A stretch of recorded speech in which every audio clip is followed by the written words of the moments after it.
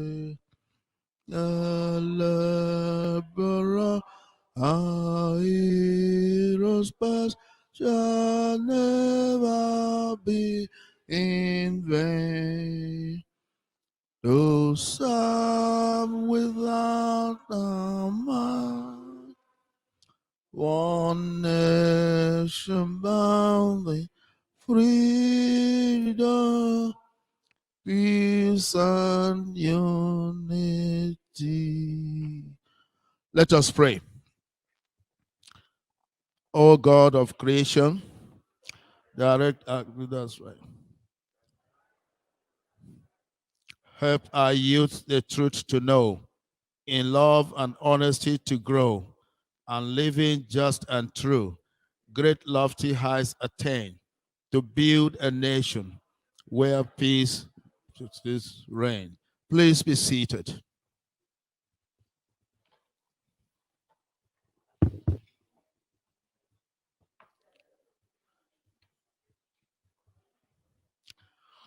The Vice President of the Federal Republic of Nigeria, Professor Yemi Osibajo, SN, GCON, who will be talking with us later in the course of these proceedings via Zoom from the Villa. Education Minister, Adamu, who is also represented by the Minister of State for Education, Honorable Chukwuemeka Uwajuba. Permanent Secretary, Architect Sanin Echanum. The leadership of Education Committees of the National Assembly, Honorable Commissioners of Education across the Federation, Directors of the Federal Ministry of Education here present, Chief Executives of agencies under the supervision of the Ministry of Education here present, members of the Diplomatic Corps here present, our development partners, the World Bank, the USAID, UNESCO, UNICEF, among others. Eminent resource persons, distinguished and erudite scholars, distinguished invitees, gentlemen of the press. On behalf of the ministers, permanent secretary, management, and staff of the Federal Ministry of Education, as well as our development partners, I extend to you our fraternity greetings and indeed a warm welcome to the 2020 Annual Education Conference. The theme for this year's conference is Building an Effective, Resilient, and Sustainable Education System for Nigeria during and post-COVID-19 pandemic, the way forward. Distinguished ladies and gentlemen, we'll begin with the opening address by Education Minister Adamu. The minister is represented here by the Permanent Secretary, Architect Sanin Echana. The minister. Directors of the ministry, honorable commissioners for education and permanent secretaries from the 36 states and the FCT, our distinguished resource persons, discussants, and panelists, all other stakeholders in the education sector, gentlemen of the press, distinguished ladies and gentlemen. On behalf of Malam Adamu, the Honorable Minister of Education, it is with great respect, privilege, and pleasure that I welcome His Excellency, the Vice President of the Federal Republic, Professor Yemi Osibanjo, GCON, to the 2020 Nigeria's Annual Education Conference. We in the sector are particularly lucky to count the Vice President, the Senate President, and so many other key actors in the Buhari administration as our own. We are also glad that this occasion affords us the opportunity to honor all stakeholders and the children and teachers that constitute the major stakeholders in the sector, and to also remind them that our dear president has demonstrated very graciously his compassion, his concern, and his interest in the welfare of all those playing in that ecosystem. I therefore welcome the members of the National Assembly, the co-founders and partners of this conference, and all the top government officials who are here or joining virtually. I want to particularly welcome our renowned, distinguished lead presenter, Mr. Albert Sengiyumva, who will be joining virtually from his country, but whom we in the sector, especially across Africa, deeply appreciate his contributions. The theme of this year's conference, building on effective, resilient, and sustainable education system for Nigeria during and post-COVID-19 pandemic, a way forward, is germane in view of the prevailing global pandemic and the collective role of stakeholders to ensure and deliver sustainable quality education to our children. Your Excellency and fellow participants, you will kindly recall that on 30th January of 2020, the World Health Organization declared the outbreak of coronavirus 2019, what we now call COVID-19, as a public health emergency of international concern. The Federal Ministry of Health also announced the confirmation of the first case, the index case in Lagos, on the 27th of February 2020, and this led to the emergence of the multi-sectoral coronavirus preparedness group led by the Nigeria Center for Disease Control with its National Emergency Operations Center. The Ministry of Education is the member of the Presidential Task Force. As part of our own response, on March the 19th, 2020, we issued a circular for the closure of all schools with effect from Monday the 23rd of March 2020 to prevent the spread of the virus, and subsequently each state was advised to put in a response team. Unfortunately, the closure of schools affected close to 46 million students throughout the country. There was great concern of the ministry and all stakeholders, especially for the 4.2 million students in the 3 states of Borno, Adamawa, and Yobe, who were already coping with an insurgency, as well as other vulnerable groups of children nationwide. From our records, about 400,000 IDP children learning in the camps and host communities were affected by the closure of schools. And all planned activities for the first and second quarters of 2020 were also interrupted. Indeed, the education sector almost came to an abrupt halt. But mercifully, and in line with the education agenda of Mr. President,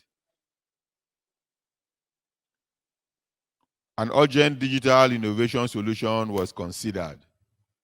And suddenly, or very quickly, e-learning resource platforms were put in place both by the Federal Ministry of Education and in collaboration with various stakeholders. We had our Naec e-learning portal that was created for the general public, for example.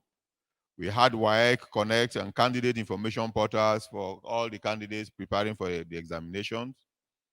We had 12 different platforms for pre-basic up to tertiary education.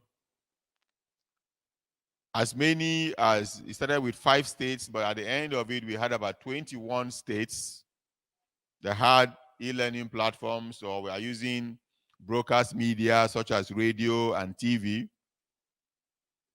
Our Unity schools created virtual learning platforms for junior secondary and senior secondary schools. Many of our partners and vendors in the IT space, including Oracle, Cisco, IBM, etc., also created platforms. And we received cooperation for our communications companies from MTN to Glo to Airtel and so on, who even made access to data, to the internet through the use of data free and in some cases at very reduced cost. There are complementary measures from our development partners who also made their educational resources, some even in Nigerian languages, open to us. So distinguished participants, we want to express our profound appreciation for the collective efforts in addressing the challenges posed by the pandemic and the fact that we have shown tremendous resilience and have adapted effectively to the new normal.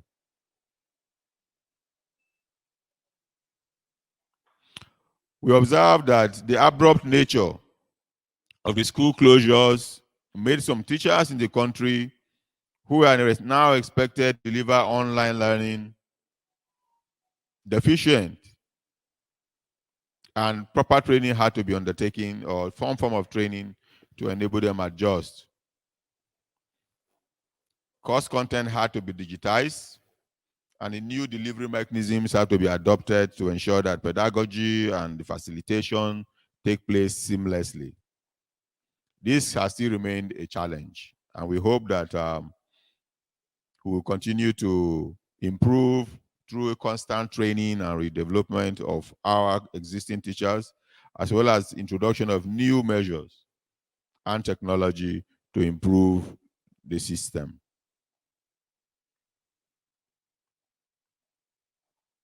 Ladies and gentlemen, there are observed disparities in access to distance learning across countries, and this must be removed to enhance sustainable system of education. At this juncture, let me point out some of the measures we took through the guidelines issued for the reopening of schools and covering 4 thematic areas. We did respond by requesting pupils and teachers to stay in their homes and use technology to ensure that we can deliver learning safely. Before our schools and learning facilities reopened, we issued guidelines to observe what we often call the NCDC COVID-19 guidelines and dealt with the process during the reopening process, and the conditions that must be maintained in our institutions to ensure safety and also to ensure that learning can take place. We did identify actions and responsibilities to be taken by various stakeholders in the areas of policy, financing, safe operations, learning, training, reaching the most marginalized, building back better, safety and hygiene, and infection prevention and control. I am pleased to report that most of these measures have been largely complied with by educational institutions. In the last few days, we have had some unfortunate incidents which were being addressed, particularly in Lagos. But by and large, most of our educational institutions were protected and students were able to continue to learn. We've since reopened, carried out 3 examinations nationwide, and we're in the gradual process of also reopening all the other tiers in our education tree.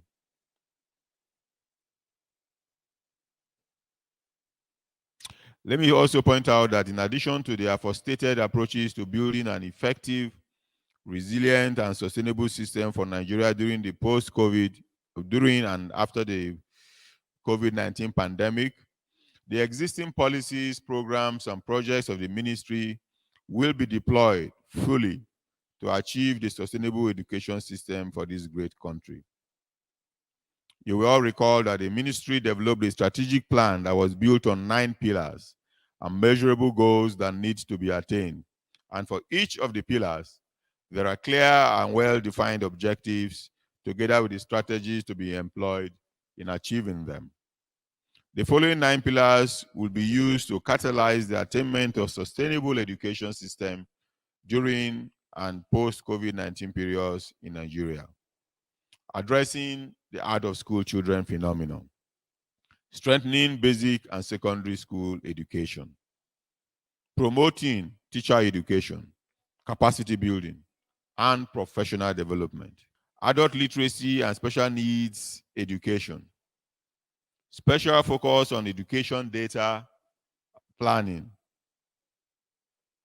Curriculum review and benchmarking minimum academic standards.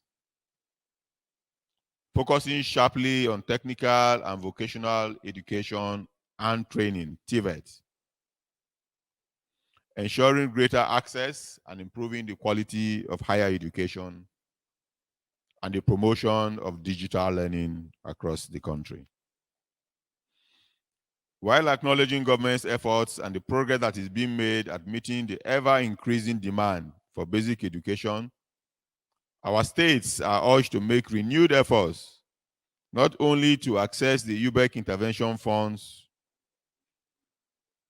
put in place for the provision of basic education in their respective states, but also investing in infrastructure, in the hiring of qualified teachers, in the provision of educational materials, and creating the right environment for teaching and learning to take place. More importantly, we are working with the states and the Federal Ministry of Finance to ensure that our teachers are not only paid well, but paid on time.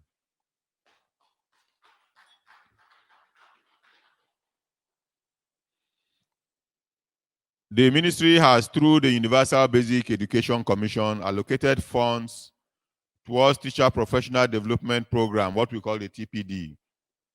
The ministry will ensure the success of this program nationwide. The ban on the recruitment of unqualified and unregistered teachers remain in force, and it will further be enforced more vigorously in the months ahead.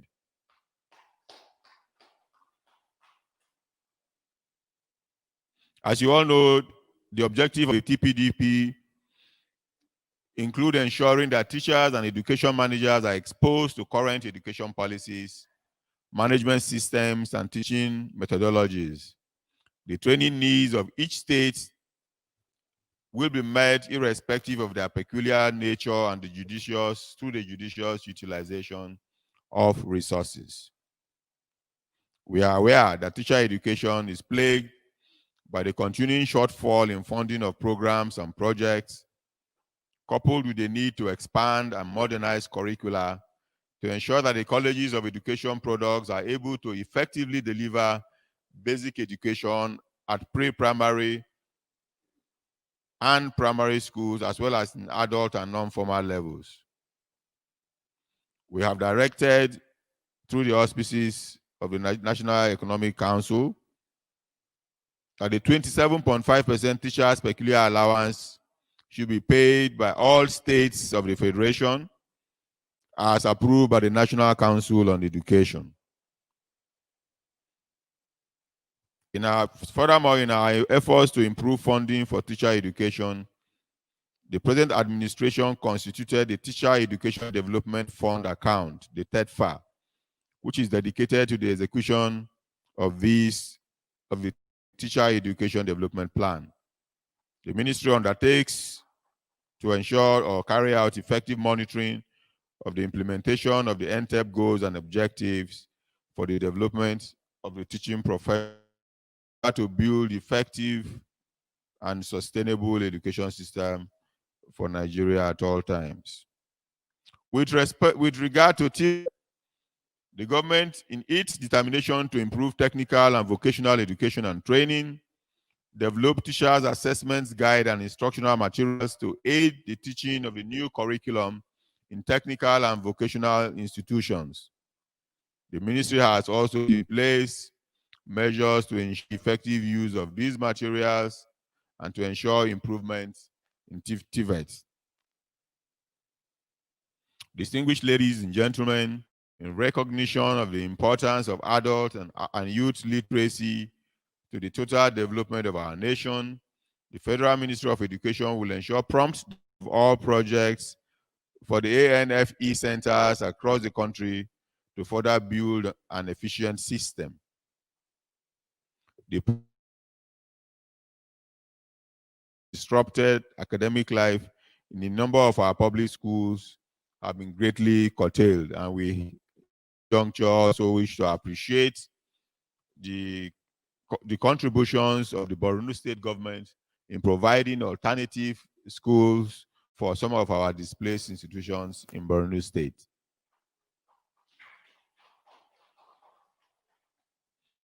So a coordinated action fully reopen is ongoing. Schools nationwide will be made to be secure and to adopt measures that will maintain a state of alert. Keeping our schools and children safe is one of the key priorities of the present administration. Distinguished participants, the absence of reliable, up-to-date, and credible data has continued to affect our education sector negatively. It has hindered our attempts at effective planning and reporting, as well as measuring progress recorded. So in recognition of the importance of data in school administration and planning, the present administration will ensure adequate funding and support for the National Education Information Management System, the NEMIS, to be effective and to deliver on its mandates. The ministry will also scale up its collaboration with international development partners and all the stakeholders an effective, resilient, and sustainable system. Permit me to emphasize that the education system of any country is too strategic and sensitive to be treated like any other sector. As stakeholders, we must bring to bear great courage and commitment in order to chart a better course for the educational advancement of our beloved country. The time for the change is actually yesterday, and we cannot delay any further. On this note, I must sincerely congratulate all participants at the conference, especially the co-founding partners, for the efforts in putting this conference together to support the federal government to squarely address issues of building an effective, resilient, and sustainable education system for Nigeria during and in the post-COVID-19 pandemic. I hope this conference will generate insightful deliberations that provide solutions and chart the way forward for the sector. Once again, I welcome you all to the 2020 edition of our National Annual Education Conference, and I wish us fruitful deliberations. Thank you.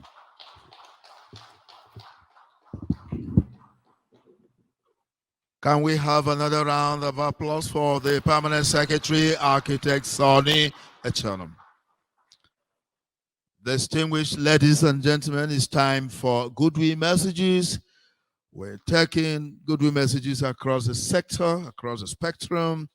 The very first of these goodwill messages is coming. The message is coming from the representative of honorable commissioners across the 36 states of the Federation. We have here the Honorable Commissioner, Plateau State, Elizabeth Wapmotel. Madam, you're welcome to the podium. Because of the cameras, I think it is preferable you come over to the podium. Sorry. Honorable Minister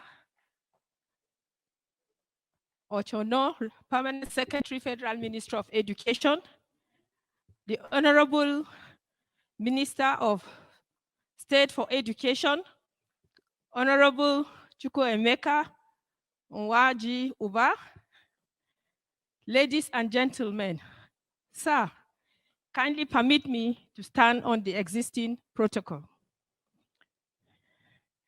I must thank the Federal Ministry of Education for this conference, the annual conference is apt, considering the COVID-19 that came with challenges, which kept all the sector of the economy on its toes, especially the education sector.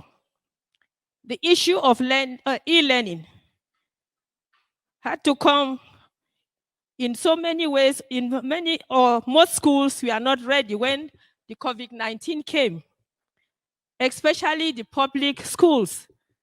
However, with the challenges, I always said opportunities came.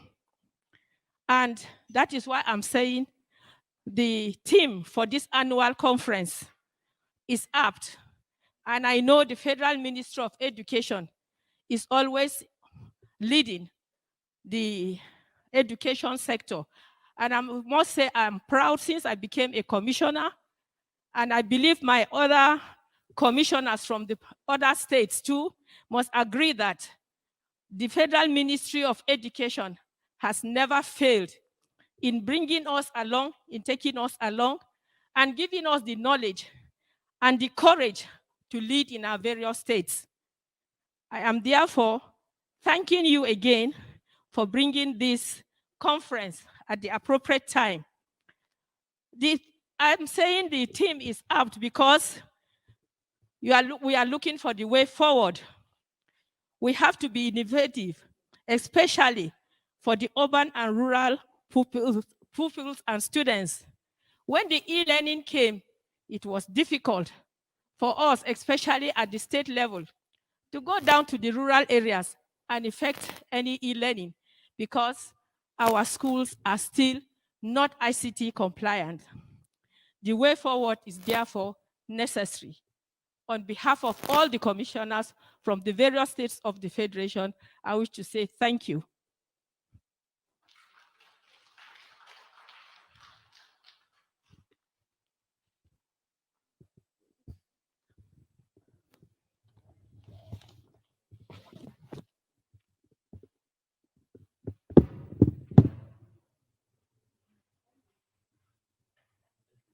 Thank you very much indeed, the Honorable Commissioner for Plateau State, representing commissioners of the 36 states of the Federation. Distinguished ladies and gentlemen, the next message is coming from the FCDO, via the Development Director, Christopher Pycroft. Christopher Pycroft, can you please give us the goodwill message on behalf of the FCDO? That is Christopher Pycroft. Ladies and gentlemen, all protocol duly observed. Good morning to you all. I'm delighted to be here at the 2020 Nigeria Annual Education Conference hosted by the Federal Ministry of Education. My name is Chris Pycroft and I'm the Development Director for the United Kingdom's Foreign, Commonwealth and Development Office here in Nigeria. Education is a right and a key priority for the United Kingdom. Education is also fundamental to lasting poverty reduction and to building prosperous, resilient economies and peaceful, stable societies. The UK, through the Education Data and Research Programme, was a founder partner of this conference. And the UK places a high value on using evidence to inform policy dialogue, plan and assess performance. And so we are pleased that this conference is continuing under the stewardship of the Federal Ministry of Education, even in these challenging and exceptional times.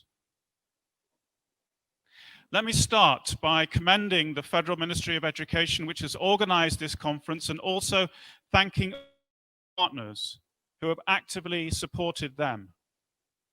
This conference is a positive testament to the commitment from the leadership of the Federal Ministry to discuss the evidence of what works to improve educational outcomes for children and young people here in Nigeria. This is particularly important this year. The COVID-19 pandemic has created the largest disruption of education systems in history, affecting nearly 1.6 billion learners in more than 190 countries and all continents. The theme of this year's conference is Building an Effective, Resilient and Sustainable Education System for Nigeria during the post-COVID-19 pandemic, the way forward. Through UK aid, we are committed to supporting the government of Nigeria to strengthen the education system here in Nigeria. Over the past months, all our education programs have flexed to support the COVID response, supporting home-based and remote learning, as well as the safe return to school. The Global Partnership for Education, to which the UK is one of the largest donors, has also provided support to the sector to mitigate the impacts of school closures on learners and to build the resilience of the education system. Last year, we launched our new education program, Partnerships for Learning for All in Nigeria, a £170 million investment. This program aims to use the best existing local and international evidence to enable more inclusive and effective state and non-state systems to deliver foundational skills to all children. The PLANE program builds on the support that the UK has provided to the education sector in Nigeria for over a decade. Nigeria, like a lot of countries, has expanded access to schooling at an impressive rate in recent times. Unfortunately, however, too many children are leaving primary school without basic numeracy and literacy skills. The impact of COVID-19 and extended school closures will increase many of the challenges already faced by the sector and will have already had an impact on children's learning. Disadvantaged children are the most affected by the crisis because schools are not only places of learning, but also provide social protection, nutrition, health, and emotional support. In order to address these challenges, particularly to improve learning levels, it is important to adopt a holistic approach and to encourage innovation as new challenges require new solutions. This is why I welcome the focus of the conference on these four important sub-themes. First, strengthening the design of curriculum, assessment, and monitoring systems. Secondly, teacher capacity development. Thirdly, strengthening education infrastructure and resources for inclusive access to quality learning. And fourthly, fostering a culture of innovation in education planning during the post-COVID-19 pandemic. For the UK, the support to teachers, as well as the focus on marginalized children, are particularly important. Teaching quality is one of the most important factors affecting learning in schools, but many teachers in Nigeria lack the skills, knowledge, tools, and also the support to teach effectively. We are so pleased that both issues are reflected in the sub-themes of this conference. You'll be hearing over the next 2 days from many experts working in the education field, and we are pleased that our partners from the Partnership to Engage, Reform and Learn, the PEARL program, will also be joining the discussion.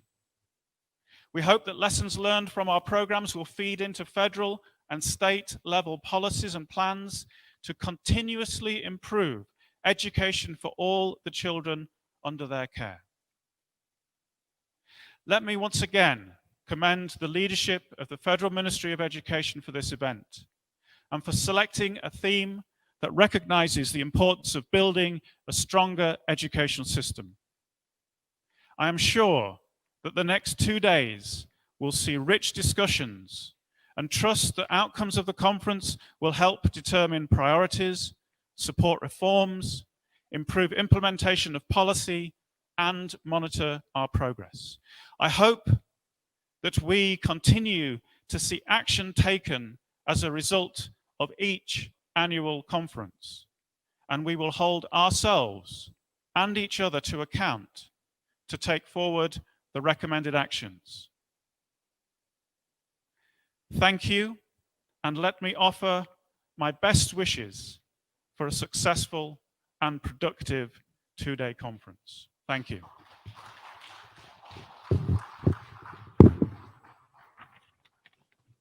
Thank you very much indeed, Christopher. Just before we introduce the next speaker, the owner of this car, a Lexus ash-colored car, KJA 218EG, is blocking a very sensitive access somewhere. He should please go and repark the car. Lexus ash-colored, KJA 218EG, please repark your car. Distinguished ladies and gentlemen, we take in the third goodwill message from the Education Office Director, Dennis Otu, USAID. Mr. Dennis?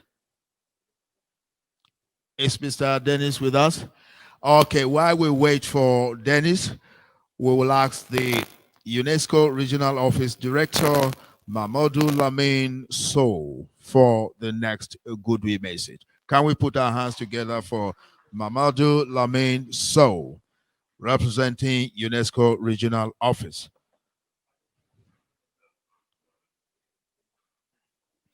Bienvenue, Monsieur Lamine. Good morning, ladies and gentlemen.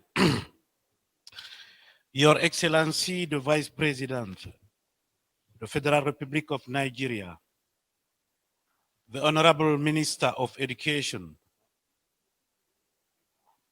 the Honorable Minister of State for Education, Honorable Commissioners for Education, the Permanent Secretary, Federal Ministry of Education, Chief Executives of parastatals, Education Chairman of State Universal Basic Education Nigeria, ladies and gentlemen of the press, ladies and gentlemen, I'm delighted to be called to give this goodwill message on behalf of the United Nations system in Nigeria in this annual education conference on the theme, Building an Effective, Resilient, and Sustainable Education System for Nigeria during and post-COVID-19 pandemic, the way forward. Let me first tell you how important it is for UNESCO to be here. As you all know, UNESCO has the global mandate to lead the implementation and monitoring of SDG 4, which is about providing quality, inclusive education for all and lifelong learning opportunities. And the second thing that I would like to highlight this morning about my presence here, you know that UNESCO lead the preparation of the Global Education Monitoring Report each year that provides important data, information, evidences that stakeholders in the education sector, policymakers use, to plan, budget, and lead the education sector everywhere. As many countries begin a strategic exit from the confinement, institutions, officials, and policymakers are evaluating the full impact of the outbreak on learning. They are also exploring strategies to get back on the pathway to delivering their sustainable development education targets and goals. In line with that, UNESCO, in partnership with other partners, including UNICEF, the World Bank, the World Food Programme, developed a global framework for reopening of schools to provide guidance to countries. At the national level, I mean in Nigeria, and within the platform of Education in Emergencies Working Group, UNESCO contributed to the elaboration of similar guidelines for Nigeria. In addition, we, alongside other partners, provided technical support to the Universal Basic Education Commission in articulation of a teacher's handbook on school health and safety to enhance the capacities of teachers and school personnel to prevent and control the spread of the COVID-19 and other infectious diseases in schools. UNESCO is committed to printing 10,000 copies of the handbook to support UBEC in ensuring that as many teachers as possible own a copy. It is gratifying to note that the UN system in Nigeria is committed to supporting the government of Nigeria achieve its plans and aspirations. We will continue to provide support in the implementation of the National Education Sector COVID-19 Response Plan and work together to ensure that SDG 4 is achieved. Your Excellency, Honorable Ministers, distinguished colleagues, UNESCO continues to monitor the impact of the pandemic on education systems across the globe and to play the coordination and monitoring roles on SDG 4. This year, the Global Education Monitoring Reports on Inclusion and Education, All Means All, which will be launched here today, Excellencies, focuses on persons excluded from education because of their identity, background, or ability. The report reminds us of the moral imperative to ensure every child has a right to education of high quality. It explores the challenges hindering inclusion and demonstrates concrete policy examples from countries managing to tackle them with success. Some of the challenges highlighted include differing understanding of the word inclusion, lack of teacher support, absence of data on those included from education, inappropriate infrastructures, persistence of parallel systems and special schools, lack of political will and community support, untargeted finance, uncoordinated governance, multiple but inconsistent laws and policies that are not being followed through. Your Excellency, distinguished ladies and gentlemen, permit me to highlight some of the findings of the report regarding Nigeria. Research finding on disability in Nigeria showed that the country has no enrollment data for students with visual impairments. Nigeria's 2017 National Policy on Inclusive Education endorses the UNESCO's definition, calling it the process of addressing all barriers and providing access to quality education to meet the diverse needs of all learners in the same learning environment. The policy tries to provide a unified system for students with disabilities. It plans to realize inclusive education by rehabilitating and upgrading special schools to serve as resource centers, catering for the needs of people with disabilities and training teachers on inclusion. However, more work needs to be done to put this policy into practice. The report notes that there is limited use of assistive hardware and software and that irregular electricity supply hampered the use of available devices. Just 12% of children start school on time having attended pre-primary education. Data is scarce.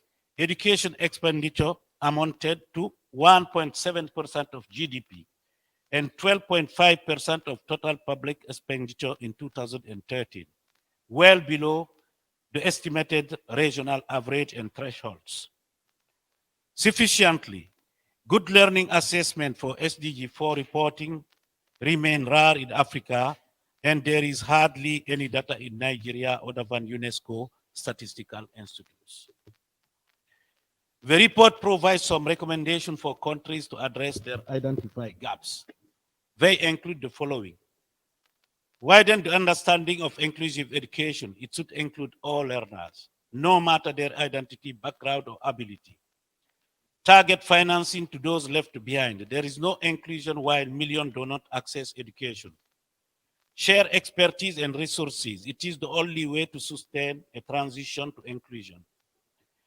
Engage in meaningful consultation with communities and parents. Inclusion cannot be enforced from above. Deliver jointly across government department sectors and tiers. Inclusion in education is but a subset of social inclusion. Make space for non-government across the challenge and fill gaps, but also make sure they work towards the same inclusion goal. Apply universal design, ensure inclusive system, fulfill every learner's potential. Prepare, empower, and motivate the education workforce. All teachers should be prepared to teach all students. Collect data on and for inclusion with attention and respect. Avoid stigmatizing or labeling. Learn from peers. A shift to inclusion is not easy. Your Excellency, the honorable ministers, ladies and gentlemen, in inclusion, permit me to call on all key education stakeholders from government, international development partners, civil society organizations, financial partners, and communities to support the call for inclusion in education. All must mean all. No one should be left behind. On this note, Honorable Minister, may I crave your indulgence and request you to launch the 2020 Global Education Monitoring Report on Inclusion in Education. All means all. Thank you.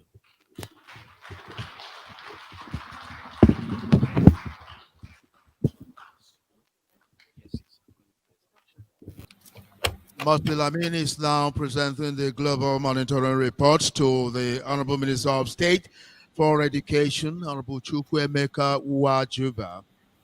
Merci beaucoup, Monsieur Lamin. Bienvenue to Nigeria.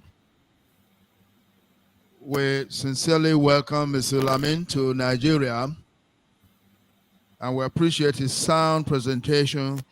And now the presentation to the Minister of State, the Global Monitoring Report. Mr. Lamin. Honorable Minister of State Education, it is my pleasure to present you with some copies of the Global Education Monitoring Report summary. And you will find key important findings regarding inclusion in education in Nigeria. I hope this tool, strategic instrument, will help you, indeed your partners and all education stakeholders in Nigeria make effective decisions to ensure that all children, all meaning all, are not left behind. Thank you, Minister. It's great.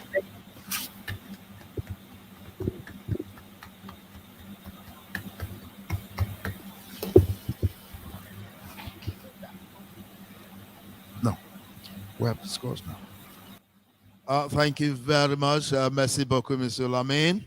Distinguished ladies and gentlemen, we now have 3 virtual presentations, and I have the singular honor to invite my co-anchor, Dr. Folake Olatunji-David, the Director in the Federal Ministry of Education, who doubles as the conference convener, to very, very specially invite the 3 virtual presenters to make their presentation. Dr. Folake. Thank you very much. Thank you very much, Mr. Bengug, the Honorable Minister, esteemed members of the High Table, distinguished participants. We'll quickly go on to invite the next speaker, in the person of Ms. Denise Utul, who is the USAID Director of Education in Nigeria, to give a goodwill message. Ms. Denise, please. She's doing it virtually. Okay, she's Yes. already set. Thank you. Great. Thank you, Folake. Good morning, everyone. Honorable Minister, please allow me to observe all protocols and send regards to you all from Ambassador Leonard and USAID Mission Director Ann Patterson. I am uniquely privileged to be dual-hatted as both the USAID representative as well as the representative of the Education Development Partners Group here in Nigeria. Partners, that's the key word to all of this. The partnership that we have among all of the education stakeholders with whom we work is really so important to each of us. And that is where we make a lot of progress, and sometimes we make mistakes, but we also look to rectify those mistakes and move forward. And we thank you for bearing with us as we stumble at times. And along the way, we make tremendous strides as well. What we all share is a tremendous passion for education, a commitment to mission, and meeting Nigerian goals for the education sector. We have seen reforms such as policy changes, practical improvements such as in budgeting or in interactive teacher training. We've seen curriculum advances such as the introduction of social and emotional learning in the Kanuri language, and many more. Most importantly, we're seeing improved learning outcomes, and that's why we're all here. So thank you so much for allowing us to partner with you. I must recognize all of the bilateral and multilateral organizations who form the EDPG with me. We meet every month, the first Wednesday of the month, and we're in touch throughout. You may all be aware that we have created the Education Matters newsletter, which we put out quarterly. We anticipate having the 6th issue come out in early December. So please look forward to that for updates on what the partners have been working on. Thank you for allowing us to partner with you. Thank you for inviting me here today, and best wishes for a very successful Nigeria Annual Education Conference 2020. Thank you.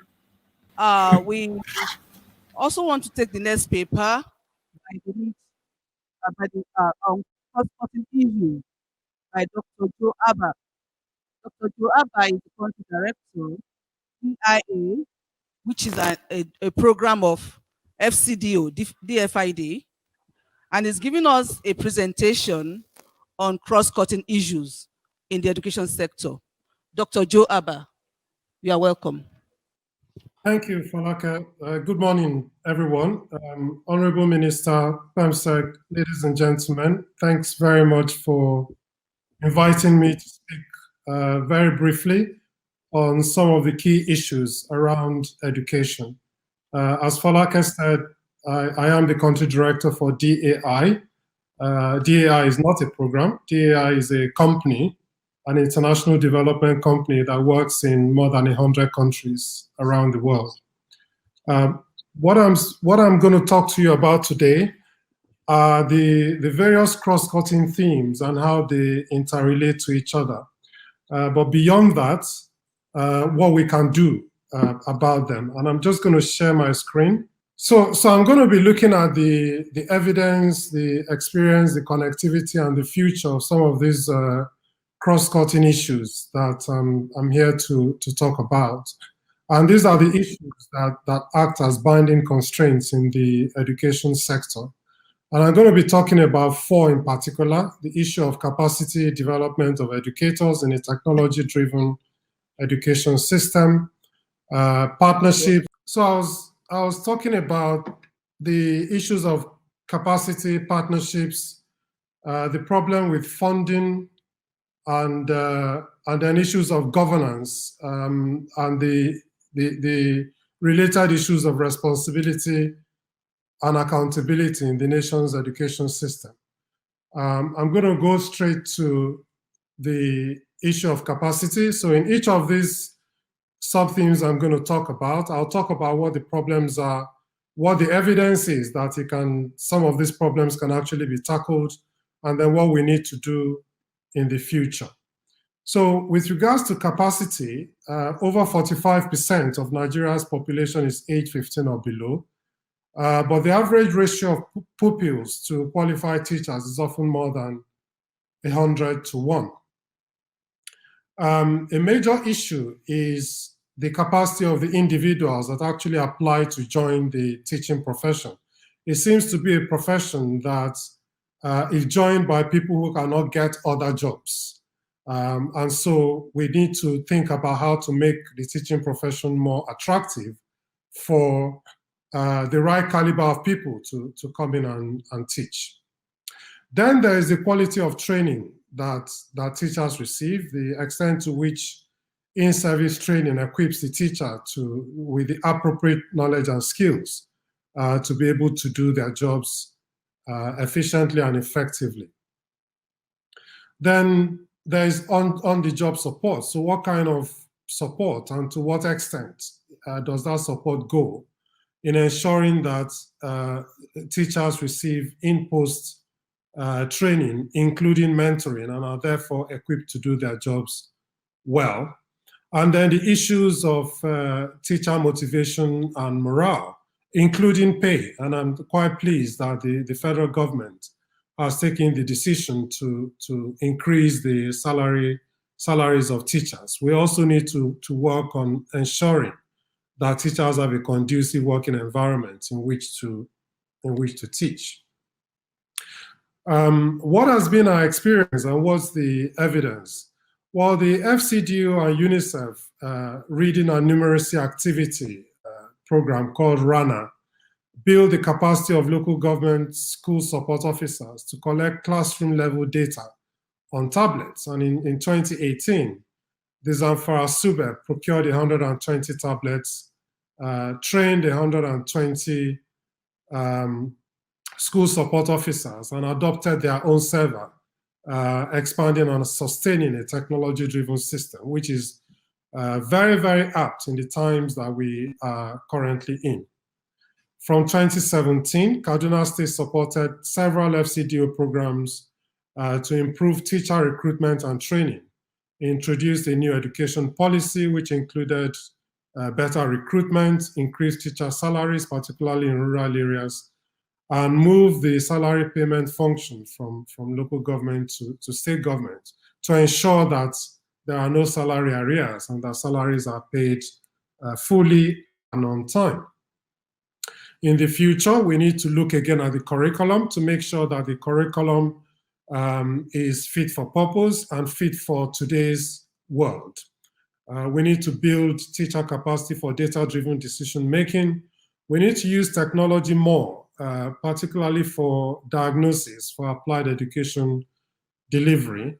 And we need to apply learning to improve capacity to deliver improved education. And some of these issues were touched on by Chris Pycroft as the issues that the FCDO PLANE program will focus on. In terms of partnerships, Nigeria has the highest number of out-of-school children in the world, and the marginalized groups include girls, persons with disability, Majorai, and the very poor who suffer the most from this exclusion.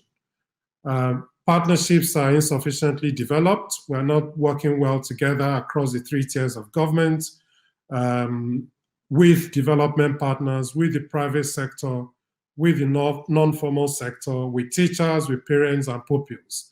You'll be aware of the popular African saying that it takes a village to educate a child. And this village needs to come together, put hands together to educate our children. There are also constitutional issues around the concurrency between the 3 tiers of government, which serve as a constraint on partnerships. We may well want to consider how to navigate through this, and I'll talk about that in the next slide or so. There are also issues affecting performance between UBEC, SUBEC, and the local government education authorities. In terms of our experience and evidence of partnerships, in Kano, the FCDO PEARL program supported an expanded partnership which identified education as one of the most important issues to deal with. And in 2019, the governor launched his free and compulsory basic and post-education program, which provided free primary and secondary education to every child, particularly the marginalized and vulnerable children and girls, and also integrated the Almajiri and Shangaya schools into a conventional education system. The FCDO UNICEF Rana activity also expanded basic education to more than 2,000 integrated Quranic schools in Northwest Nigeria. And with only 2 maths classes and 2 literacy classes a week, it was able to expand partnerships into improved oral reading fluency by 12 words per minute and math scores by 140%, particularly benefiting children that would otherwise have been out of school. For the future, we need to improve this integration between informal partnerships and formal partnerships. We need to provide flexible education options for out-of-school children to make sure that they're able to learn.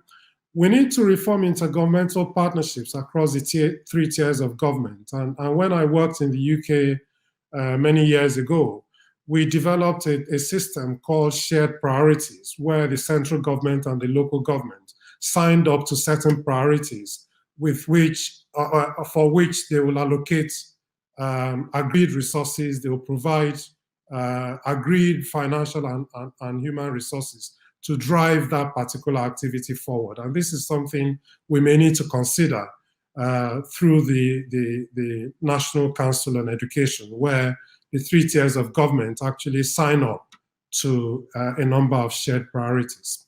We need to train teachers and communities across the board to ensure there's access to quality education for girls and children living with capabilities. And we need to take seriously our commitment to education and consider embedding a mutual accountability framework that holds partners, both government and development partners, accountable for performance against commitments, which should include education for both out-of-school children and those that are otherwise excluded. Funding is always a problem, and Nigeria proportionately spends less on education than most other African countries. The proportion of total expenditure on education, both at the federal level and in most states, failed to meet the 26% UNESCO recommendation. And the shares of the budgets and the actual expenditures against the budgets have actually been declining and took a further hit as states have had to reformulate their budgets in light of the decreased funding as a result of the COVID-19 pandemic. And education expenditure across the 3 tiers of government remain complex and significantly underperforms.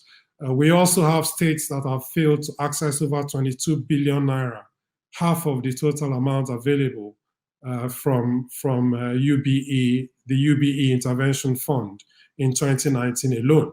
And we need to reflect on this, because if states are accessing the World Bank SIFTAS program, and they were accessing the MDG conditional grant scheme, and they are partnering with the SDGs on the conditional grant scheme, why are they not accessing the UBEC intervention funds? This is something I think we need to think about very carefully and find a way to increase the level of access to the intervention funds.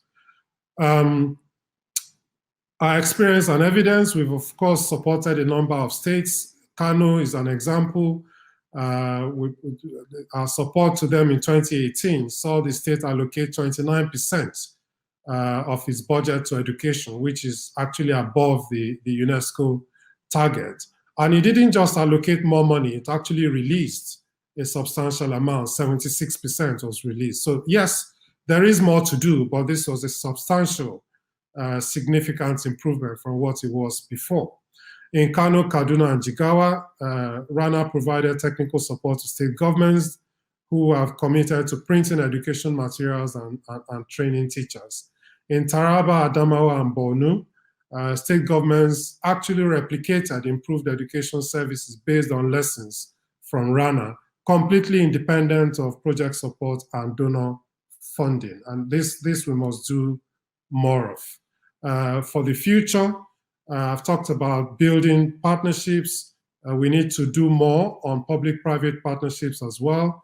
We need to explore expanding instruments such as the World Bank Better Education Services for All program, and building in performance-based grants like SIFTAs and mutual accountability frameworks.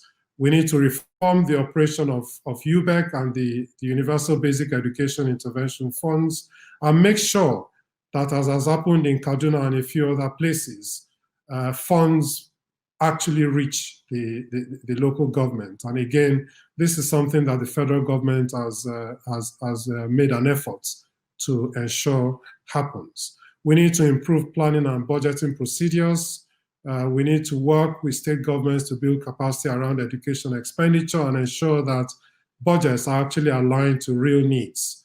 We need to promote transparency and accountability and increase expenditure on technology enabling systems, which could actually save money elsewhere. And yes, the COVID-19 pandemic has been devastating, but it has also meant that a number of things that had to be done face-to-face in the past can now be done remotely.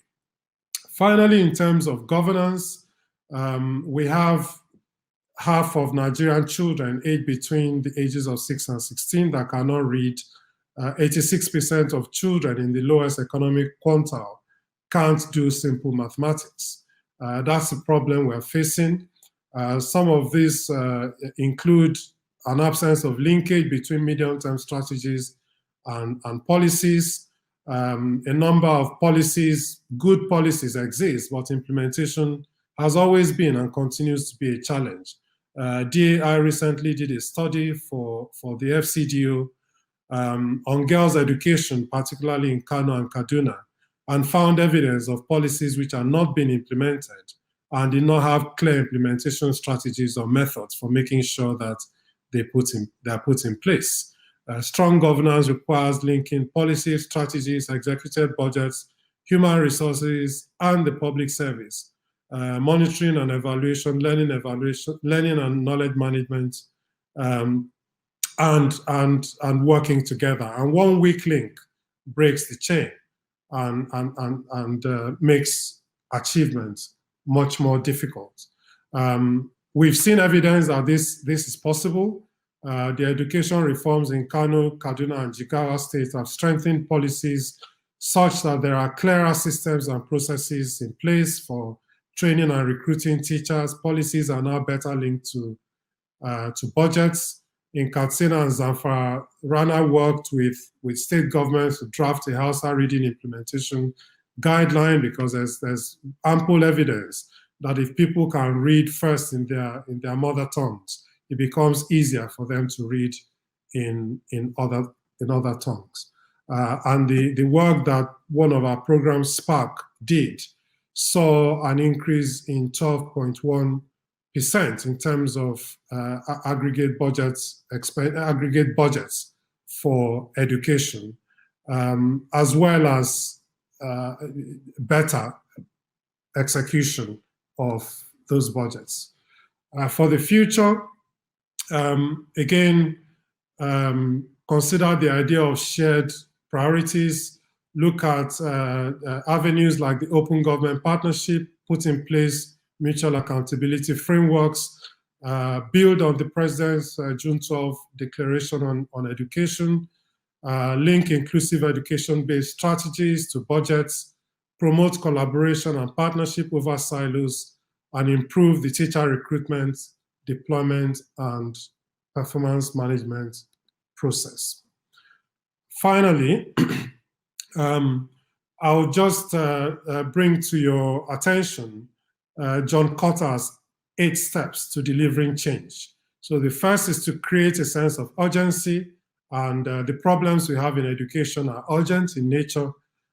To build a guiding coalition, so make sure that the private sector, governments across the 3 tiers, parents, teachers, local governments, state governments, everybody works together as a coalition, form a strategic vision and set out initiatives, enlist a volunteer army, he's called it, for people who are genuinely interested and committed in education. Enable action by removing barriers. If we need to change the constitution to make things more straightforward, let us do so. Let us make sure that the Universal Basic Education Intervention Fund works better than it is at the moment. Generate short-term wins to build confidence, sustain acceleration, and institute change. Specifically, make sure that we're using even the limited resources we have better than we are currently, strengthen the use of technology, promote partnerships and institutional reform, make sure we learn lessons and hold ourselves mutually accountable, and develop inclusive evidence-based policies implemented through budgets and human resources. I apologize if I've taken longer than normal. I also apologize for the technological glitches, but I hope that you've been able to follow my presentation. Thank you so much for the opportunity to speak with you today. Thank you. Before we take the next speaker, we've seen that Dr. Joe Abba has taken us through a lot of cross-cutting issues that border on planning, why we need to do proper planning, issues that border on capacity building, on transparency and accountability, and doing things differently. He also spoke about funding issues, doing things purposively, and then on governance issues, why we need to do proper policy making that are targeted at getting results. And he rounded up by telling us about how to bring about change rapidly. 8 very quick steps. Thank you. We're going to be sharing the presentation to all of us that have registered via email. Thank you very much. So we go without taking much of our time to the next presentation. We are having the lead paper presentation by Mr. Albert Insengimvia, who is the Executive Secretary of the Association of the Development of Education in Africa, ADIA. He's presenting virtually as well. He's in Ivory Coast, and we are set. If you are, Albert, thank you. I have 3 or 4 important things as part of my paper to share. Number one is the current challenge. That actually suggests to deliver inclusive and equitable quality education in a COVID-19 environment, with technology as a key enabler. We definitely need to use activating out-of-box policies and strategies to turn the crisis into an opportunity. And we can actually see a number of good practices around this. The second is also the need for partnership. And we have seen this happening in many cases and in many countries. We have good examples from countries where private sector has worked closely with the education system to support delivering education remotely. So just to give you an example, for example, in Mauritius, there was a good coverage using television, mobile phones, and other means to continue communication during COVID time. The same happened to countries Ivory Coast, where the telcos were able to establish what is known as service, particularly to learners and teachers. And this has really contributed heavily into delivering education at home during the COVID time. Of course, one also needs to acknowledge that the access to technology, particularly to connectivity, is one of the biggest challenges that we have faced, particularly in rural areas. So, in some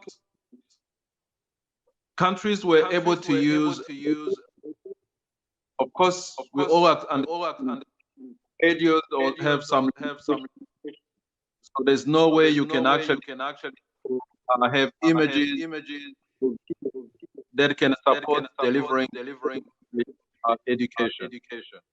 Particularly as referred to my previous the previous presenters, the issue of learning poverty, particularly to early learners.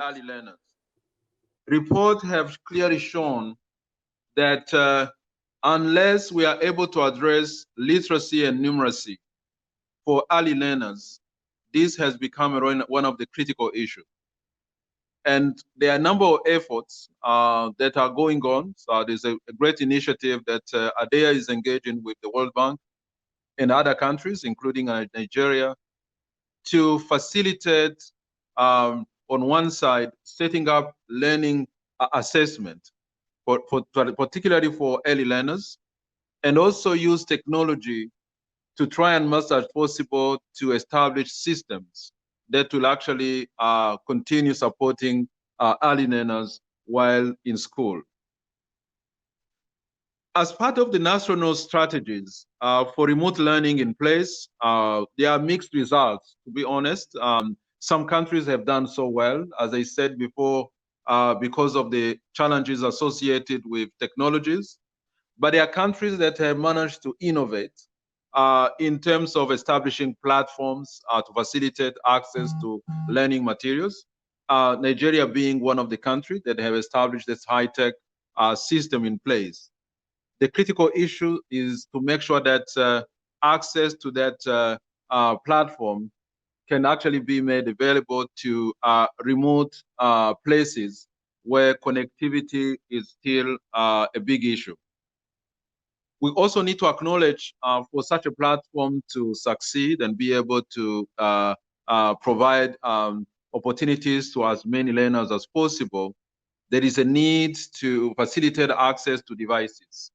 And this is where the partnership again with the private sector becomes so important. In this perspective, just to give you an example of what the countries, a few countries have done, like in Ivory Coast, they managed to come up with 800 downloadable digital lessons that were produced by teachers under supervision with 2,000 connections per day. So call center set up to support learners was also a very critical thing that happened. In Madagascar, there is a self-study booklet in 3 basic subjects, particularly in technical and vocational education exams, classes, in addition to radio and TV lessons. While in Mauritius, there were 14 public training centers have used digital platform to deliver 29 theoretical TVET courses ranging from national certificate to higher. As far as higher education is concerned, examples that we can see happening. So for example, in Ivory Coast, there was a course broadcasting system supported by Virtual University of Abidjan. Alternative courses via Microsoft Teams for teachers and learners, and in-seat subgroup learners cohort.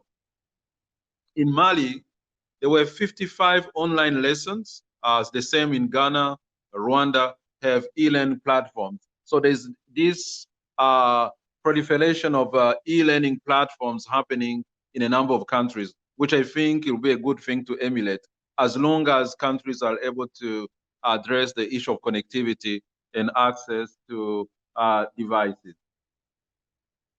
There were some also cases where in the current situations, where they were recording cases of domestic violence and other aspects that countries were able to handle, particularly in relation to addressing the gender mutilation and increased household costs.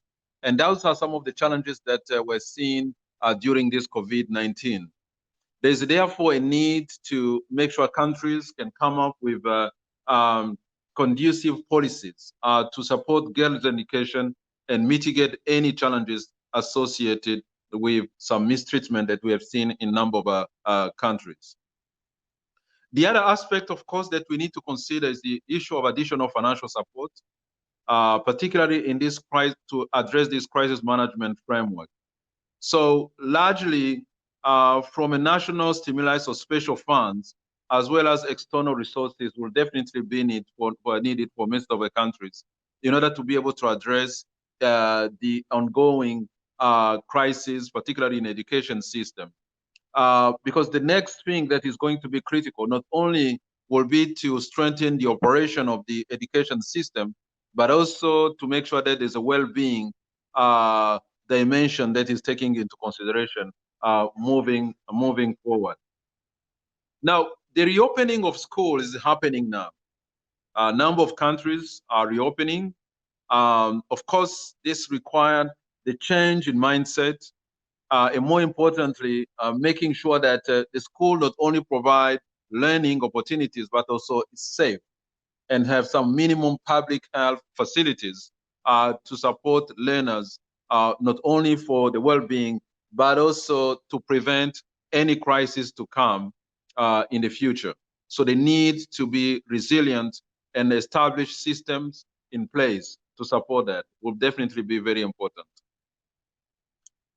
In terms of recommendations, some of the things that we were looking at as countries as we move forward, I think it's really important that schools are equipped with standard and norms to support remote learning. I think when you consider what happened during COVID, even though a number of countries were able to initiate remote learning, there were no clear policies, there were clear standards in place to support the delivery of remote learning using technology. And one of the things that are there is establishing is actually what we call a benchmarking toolkit that could actually support countries to make sure that whatever they do in terms of remote learning using technology meets a minimum standard in place. And this is something that we are prepared to share with countries in this regard.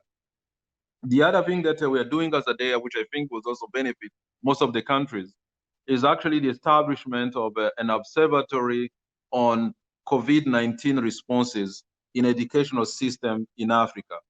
The COVID-19 has shown that countries were not properly prepared to address some of the critical issues. It has actually even exacerbated some of the challenges that countries were facing in education. And we believe that with the lessons that came out of the COVID, there were some good practices, there are policies in place, there are strategies that countries need to actually learn from. The observatory is a one-stop shop that will actually support countries in delivering some examples of good practices that countries have actually come up with to address COVID-19 pandemic impact in education system in particular. We will also be looking at research that have been conducted in a number of countries, looks especially on evidence to inform policymakers as they are trying to overcome the challenges and issues associated with COVID-19. The observatory will be launched on 17 November, which is next week, and we hope that the Ministry of Education in Nigeria will actually be able to participate. This is going to be a virtual meeting. The other thing that we are doing as well is really supporting technical and vocational education system. This is a subsector that were left behind during COVID-19 because of the complexity of delivering TVET using technology. In this perspective, we've actually conducted a study to look at really how to include digital technology in delivering technical vocational education and training. And this is something we are working together with a number of private companies, providers of technology. We have already identified a number of areas that actually can bring up innovative solutions to support the delivery of technical vocational education training, not only to facilitate access, but also to improve the quality and relevance. And this is what we call digitalization of technical and vocational education and training. We are organizing a colloquium, an online colloquium on the 26th November, where we'll be bringing private companies that have come up with solutions to support technical vocational and countries as the demand is there, to see how both can actually interact and be able to use some of these innovative solutions in support of the technical vocational education and training. Lastly, as far as higher education is concerned, we've just completed a study that is actually looking at how universities are dealing with COVID-19 in terms of delivering access, quality, and more importantly, addressing some of the gaps that we see in the labor market.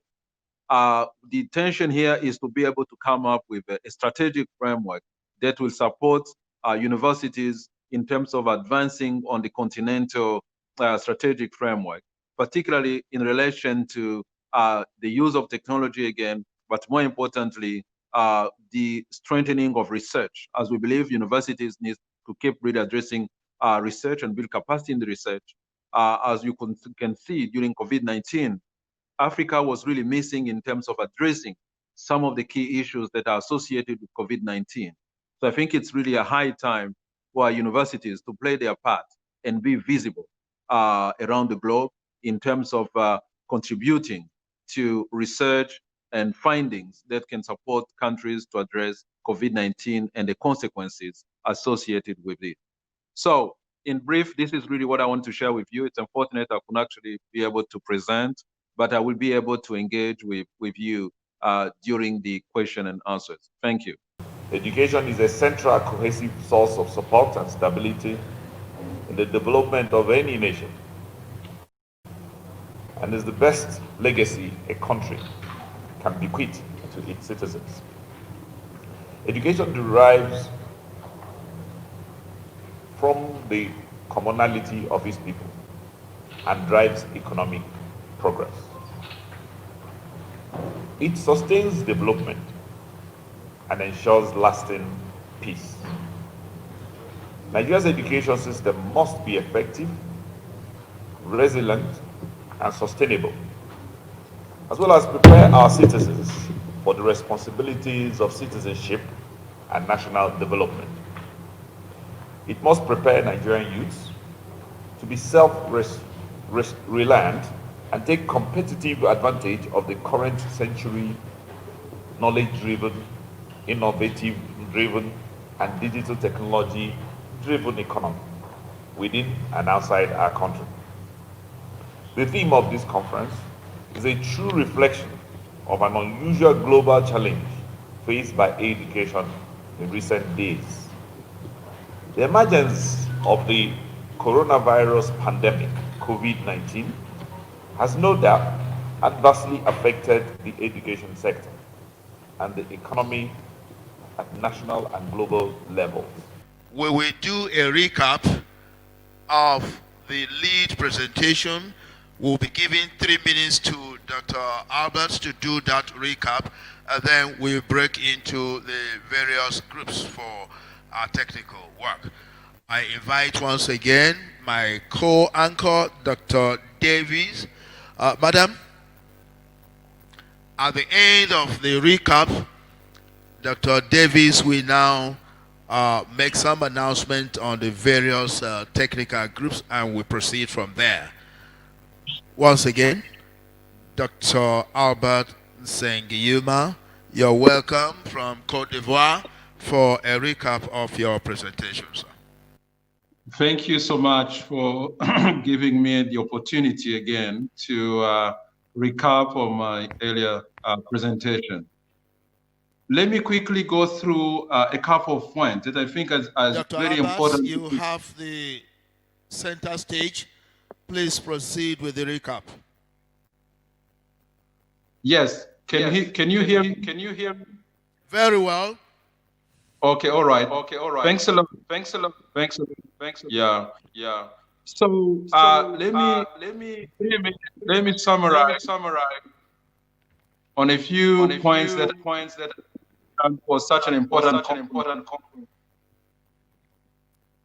I think I will start by permanent secretary. A few points that you made in relation to the education for the African 63.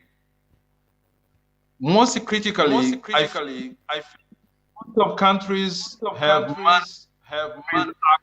education, which is so important. Of course, there are still room for particularly in relation to gender dimension, making sure that our girls are protected and are educated at the same level. The critical issue is there to position education to the current world's made technology as a peer what we call the digitalization or the fourth industrial revolution. I think it's really important to so much that education needs to do from our curriculum, the teacher professional development, the learning assessment, and also making sure that wherever learner. So in this regard, there are three important strategies that we need. Number one is the peer learning and knowledge in countries. And this is something that they are because we cannot have the African continental free trade unless countries collaborate to address education. This is really the foundation. The second is really the need to strengthen the key stakeholders, particularly connecting with the private development partners, and the social and the civil. And the third and most is to make our education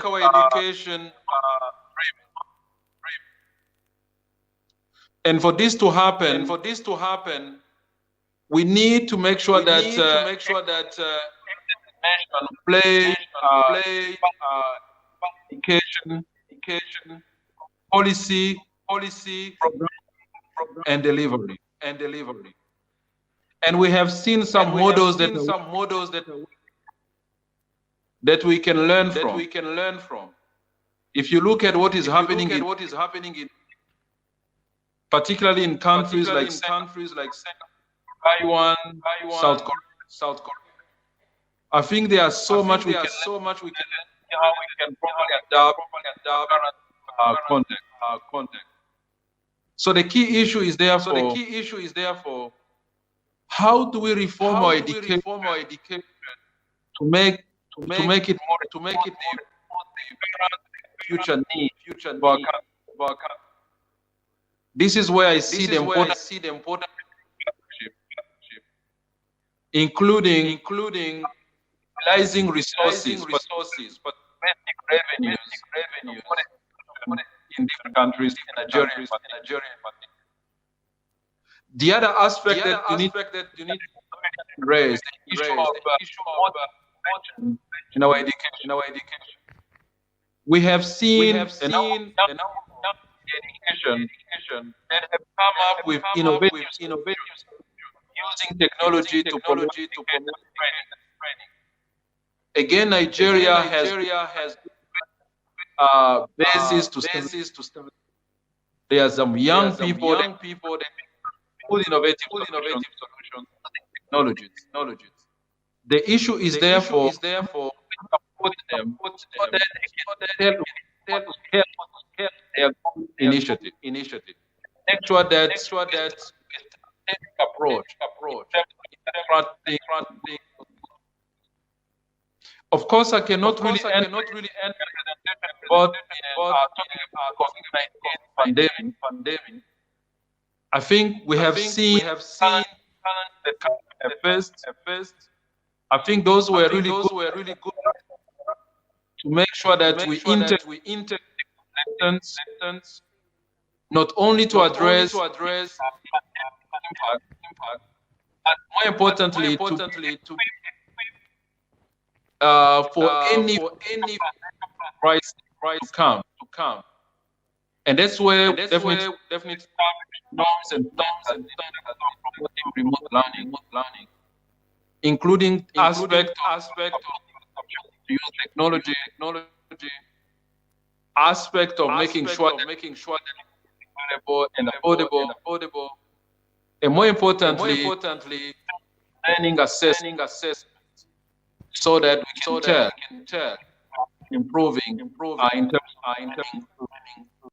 So in brief, these are my few remarks and that I wanted to share during this important conference. And I thank you again for the opportunity to share my presentation. I work for an organization called Back to Basics Education Initiative. I think that the presentation did not completely do justice to the Nigerian environment, because the statistics were shown did not feature mostly on what we have done in Nigeria. And for the size that we occupy in Africa, and for the fact that this presentation is being made to Nigeria audience, we should have had a bit more of the results from Nigeria, especially during the COVID session. Having said that, I think also that as practitioners and policymakers in the room, we didn't get the opportunity to make contributions to some of the critical issues that were raised during the first sessions in the morning. I'm Lydia Onoha, working for the USAID-funded Northern Education Initiative Plus, which focuses on access and improving reading outcomes in states in Nigeria. My concern has to do with, but first of all, I'd like to appreciate the presenter for the presentation. My concern has to do with, is a bit cool, and that has to do with the learning loss during the COVID pandemic period, and steps that needs to be taken practically to help bridge the gap, because learners have actually lost a lot. And I think that the outcome of this conference will be to help channel or chart practical ways, practical activities that all stakeholders will take to bridge the learning gap. Thank you. I guess that is for all of us to brainstorm on. I don't know if Albert wants to say a word before we go on to our... Yes, indeed. I think I followed the important point made. Indeed, they are really learning that most of the countries have experienced. And that's why the need particularly looking at learning assessment. Of course, this call for professional, because I still believe technology, but we need to make sure that teachers, they have the knowledge to allow them and also to be able to, particularly using what is known as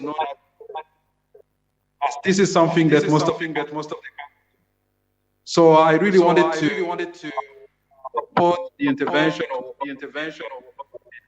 in relation to how learning losses COVID-19.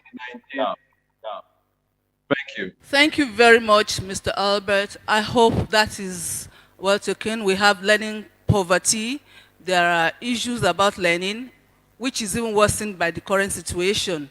So coupled with that, as we go on, a lot of issues, but then we are making progress in some ways, and there are things we can learn from other climes and what we are also doing in our country and what we can do further.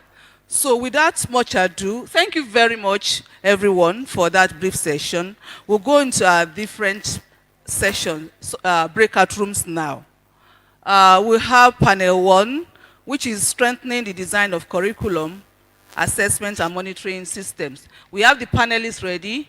Director EPR&D, you want to say something? Okay. Thank you very much. We have the panel 1, and there are ladies outside that will take us to our various rooms. The breakout rooms